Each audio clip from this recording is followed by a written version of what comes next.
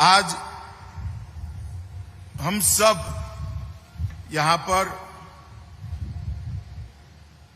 श्री श्री श्री शिव कुमार स्वामी जी की 115वीं जन्म जयंती के निमित्त उनके आशीर्वाद प्राप्त करने के लिए आए हैं। मैं मेरे जीवन में तीसरी बार सिद्धगंगा मठ के अंदर आया हूं और जब भी मैं यहां आया, यहां से चेतना और उत्साह और ऊर्जा लेकर मैं वापस गया हूं। हमारा देश बहुत पुरातन देश, कई सारे तीर्थ स्थान देश भर में फैले हुए, जैसे ज्योतिर्लिंग है तो ग्रह नक्षत्र अक्षांश रेखांश के आधार पर उनका निर्धारण हुआ, शक्तिपीठ भी बने पौराणिक कथाओं के आधार पर, भगवान श्री कृष्ण और राम के जीवन के आधार पर बड़ी कई तीर्थस्थान बने, परंतु कुछ तीर्थस्थान महान संतों के कर्मों के आधार पर बनते हैं। उसी में से ये सिद्धगंगा मठ है, जहां पर श्री श्री श्री शिव कुमार स्वामी ने 88 साल तक बसवन्ना के वचनों को जमीन पर उतारने का काम किया और उसके माध्यम से समाज में संभाव, शिक्षा और लोगों को समृद्ध और आत्मीय रूप से भी समृद्ध बनाने का रास्ता प्रशस्त किया। कोई एक व्यक्ति अपने जीवन में अपनी न सोचकर लोगों की सोचना, समाज की सोचना, देश की सोचना, धर्म की सोच चालू करता है, तब धीरे धीरे धीरे वो व्यक्ति के आसपास एक आभा मंडल की निर्मित होती है और वो आभा मंडल कई लोगों के जीवन में नया उजास लाने का काम करता है। वो आभा मंडल कई लोगों के जीवन में शिक्षा का प्रकाश डालने का काम करता है। वो आभा मंडल कई लोगों के जीवन को सद्मार्ग पर प्रशस्त करने का काम करता है और वो आभा मंडल कई लोगों के जीवन को धर्म अनुरागी भी बनाने का काम करता है। श्री श्री श्री शिव कुमार स्वामी ने 112 साल की आयु तक और 88 साल इस मठ के पीठाधीश के नाते अपना जो आभा मंडल बनाया, वो न केवल आज अनेक युगों तक पूरे देश के लोगों को जीवन कैसे जीना चाहिए इसकी प्रेरणा देता रहेगा। और मित्रों, इसीलिए अटल जी जब यहां आए थे तब उन्होंने कहा था, उत्तर में गंगा और दक्षिण में सिद्धगंगा।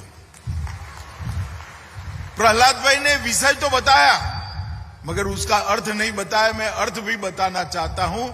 गंगा में स्नान करने से अनेक जन्मों के पाप का सुमूल नाश हो जाता है, ऐसी मान्यता है। सिद्धगंगा मठ में आने से ही अनेक जन्मों के पुण्य कर्मों की जागृति होती है, वो मेरा भी अनुभव है। इसलिए अटल जी ने कहा था कि उत्तर में गंगा और दक्षिण में सिद्धगंगा। ये सिद्धगंगा बहुत बड़ा तीर्थ है।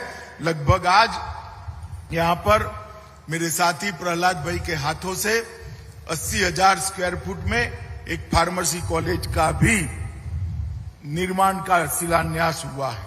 मित्रों, एक ऐसा आध्यात्मिक स्तर एक तपस्वी के तप से, एक कर्मयोगी के कर्म से और एक धार्मिक जीवन जीने वाले संत के कारण बना है और पहले से ही लगभग 15वीं सदी से कई सालों तक 600 साल से पुराना स्थान अनेक लोगों के जीवन में ऊंचाई और उत्कर्ष लाने का कारण बना है।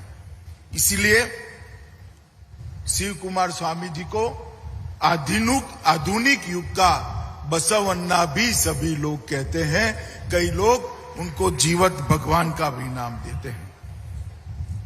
1908 से लेकर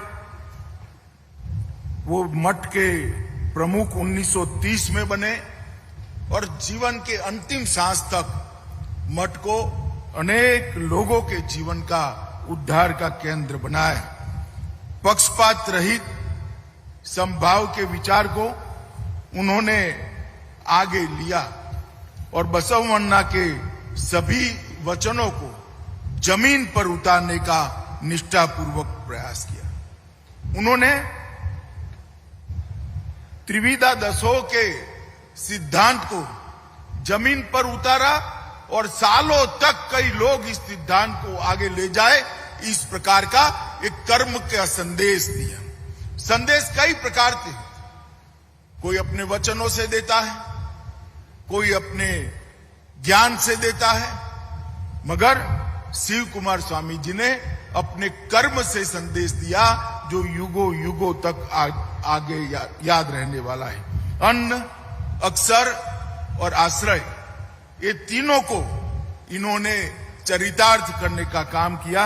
यहां पर मठ के अंदर जो भी आता है वो कभी भूखा वापिस नहीं जाता है। गरीब से गरीब बच्चे को यहां पर शिक्षा की व्यवस्था है, रहने की व्यवस्था है। मैं अभी पूछ रहा था सिद्धलिंगा स्वामी जी को कि कितने बच्चे हैं।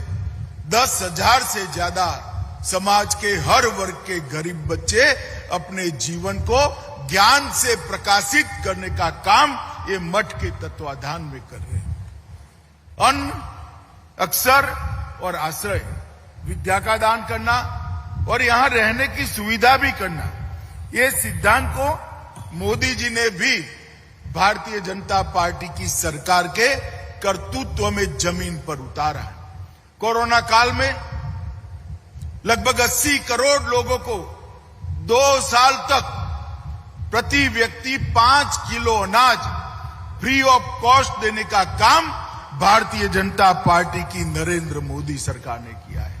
नई शिक्षा नीति के तहत देश के अनेक विविध भाषाओं को एक लंबा पुनर्जीवन देने का काम नरेंद्र मोदी जी ने किया है और नई शिक्षा नीति के माध्यम से मोदी जी अब बच्चों को अपनी भाषा में पढ़ाई मिले, अपनी भाषा में टेक्निकल एजुकेशन मिले, अपनी भाषा में मेडिकल एजुकेशन मिले, इसलिए अनेक विविध प्रयास लेकर आए हैं। और जहां तक आश्रय का सवाल है, लगभग 3 करोड़ लोगों को, 3 करोड़ लोग ऐसे जिनको रहने का घर ही नहीं था, सिर्फ 7 साल के कालखंड में मोदी जी ने 3 करोड़ लोगों को अपना रहने का घर देने का भी काम किया। ये जो संदेश था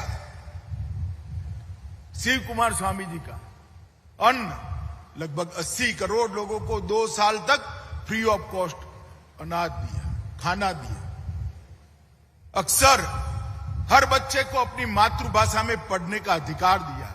और आश्रय, 3 करोड़ गरीबों को रहने का घर देने का काम भारतीय जनता पार्टी की नरेंद्र मोदी सरकार ने किया है।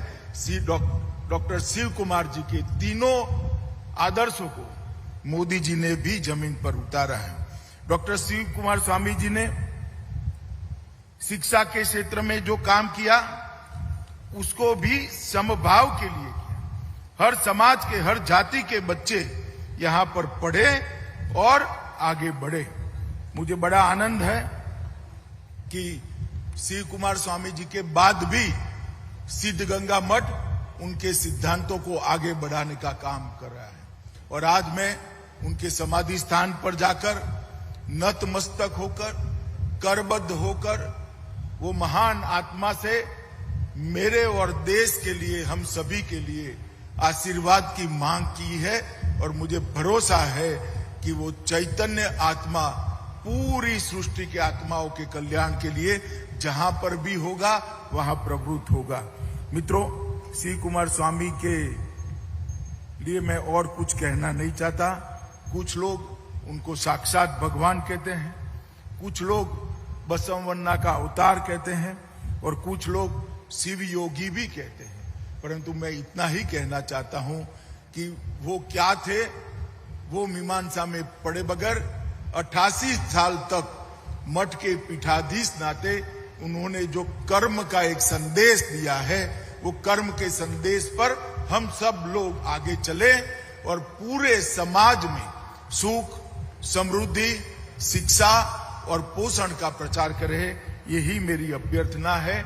मैं विजयेंद्र का और उनकी कमेटी का भी बहुत आभार मानना चाहता हूं कि उन्होंने मुझे यहां निमंत्रित किया। आज इस कार्यक्रम में आप सबके साथ शिव कुमार जी को श्रद्धांजलि देने का मौका दिया और मैं दोनों स्वामीजियों के श्री चरणों में भी प्रणाम कर आशीर्वाद की उनसे अपेक्षा करता हूं कि जो सिद्ध गंगा मठ का काम है, सुत्तूर मठ का काम है, इसी प्रकार से चलता रहे और समाज के उत्कर्ष के अंदर इसका योगदान इसी प्रकार से चलता रहे। अंत में आप सभी को अनेक शुभकामनाएं देकर मेरी बात को समाप्त करता हूं। भारत माता की जय।